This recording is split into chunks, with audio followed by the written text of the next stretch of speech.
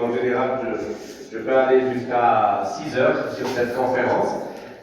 J'ai éteint par erreur, si vous pouvez réanimer le... Alors, vous avez tout à fait raison. Alors, le sport, et je peux même vous donner les règles hygiéno-diététiques sportives. Donc, c'est 30 minutes de marche cadencée chaque jour. Sinon, 45 minutes tous les 2 jours. Sinon, 75 minutes tous les 3 jours. Soit marche, soit... Mais la marche sera suffisante. Voilà.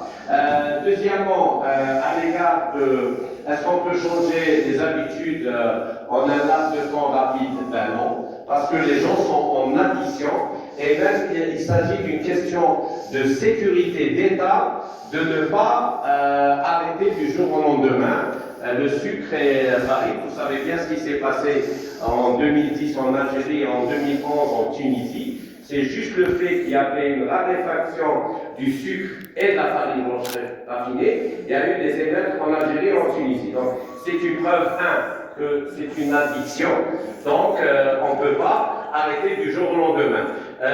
Pour pouvoir arrêter, il faut des sensibilisations comme aujourd'hui, mais le bâton ne servira jamais. Si le bâton servait, ben, les gens auraient arrêté le tabac depuis longtemps. Vous achetez une boîte de cigarettes, le tabac tue, vous avez des images que même le radiologue et l'anatomopathologique n'a même pas vu dans sa carrière, des cas compliqués, et pourtant aucun effet. Ceux qui fument continuent à fumer. Mais il y a une méthode pour arrêter de fumer, de consommer du sucre et de la farine, ce qu'on appelle la méthode de la carotte. Si vous vous dites, et c'est vrai, qu'au bout de 6 jours, vous allez améliorer votre goût et votre odorat en arrêtant la farine et le sucre, ce qui est le cas. Donc vous allez expérimenter, vous patientez 6 jours, c'est pas si long, et après vous allez bien déguster les oranges, bien déguster les fruits, les légumes, et donc vous allez dire, oui, la belle vie en faisant ceci. Parce que si vous parlez de prévenir les maladies, les problèmes de maladies chroniques dans la société, le subconscient n'écoute pas les messages extérieurs. Il écoute vos messages intérieurs. Quelle est la contrepartie? Donc vous dites à votre subconscient, en âme, en conscience, et ne pas dire oui à ce que je dis, parce que le subconscient, je ne sais pas si vous le savez, c'est pour ça que dans les couples, parfois il y a des problèmes. Dans le couple, il y a la personne qui dit à son conjoint, mais vous avez dit oui l'autre jour. Il a dit oui. Le subconscient a écouté oui. Donc pour lui, après-midi agréable, où il a dit oui. Si la phrase n'est pas reprise, le subconscient n'est pas au courant de ce qui se passe à l'extérieur. Donc si vous ne dites pas à vous-même, en arrêtant la farine blanche raffinée et le sucre blanc raffiné durant 6 jours, je vais commencer à récupérer mon goût et mon odorat, votre subconscient ne va pas vous suivre. On a beau faire cette conférence, après, bon, ça sera autre chose. Donc, cherchez à donner le bénéfice. Alors, pour les résidus, oui, c'est vrai, parce que la détox n'est pas suffisante, même si vous utilisez de l'eau ozonée, du NAC, N-acétylcystine, de la niacine, de la vitamine C en poudre, du magnésium. Vous allez faire du keeping, ejama. Vous allez faire du sauna tout en buvant 1,5 litre et vous allez transpirer. Vous allez supplémenter en vitamine D3 pour être en concurrence avec les glyphosates, mais il y aura toujours les résidus. Et c'est pour ça qu'on aura ce qu'on appelle la graisse autour du foie, mais ça, c'est un airbag. Donc, pour ceux qui ont une stéatose hépatique, ne vous inquiétez pas, c'est un signe de bonne santé et d'intelligence biologique. Ça veut dire que votre corps a fait face à un empoisonnement aux métaux lourds et à un empoisonnement aux pesticides. Donc, faites l'extraction de votre dent avec amalgame de couleur grise ou noirâtre. Changez de marchand de légumes. Trouvez le marchand de légumes qui puisse vous vendre des légumes et des fruits de qualité. Et faites une détox, parce qu'il y a d'autres niveaux de détox, ce qu'on appelle la chélation. Il y a d'autres niveaux de détox qui nous servent de recevoir à l'avenir nos confrères du Brésil qui sont très forts dans la détox et dans la chélation. Et donc vous voyez que c'est important.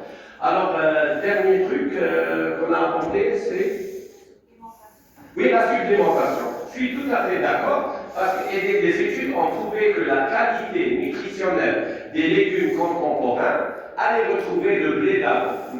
Aujourd'hui, juste le blé d'avant. Quel est le village qui garde encore la semence des arrière-grands-parents? Ça devient très rare malheureusement. Et donc la qualité nutritionnelle est telle que actuellement il y a un déficit qu'on peut contrôler au niveau plasmatique dans le bilan sanguin, au niveau cellulaire par un contrôle-analyseur de basse fréquence magnétique ou bien un oligo-check grâce à la photospectrométrie ou bien l'Aosolex grâce aux vibrations vocales. On peut savoir qu'est-ce que vous avez comme poison et donc quelque part faire une détox. Qu'est-ce que vous avez également comme déficit, et là je parle intracellulaire, vous pouvez avoir un taux de vitamine D3 entre 80 et 100 nanogrammes par millilitre, mais vous n'avez pas pris suffisamment de vitamine B6, ou bien pas suffisamment de magnésium.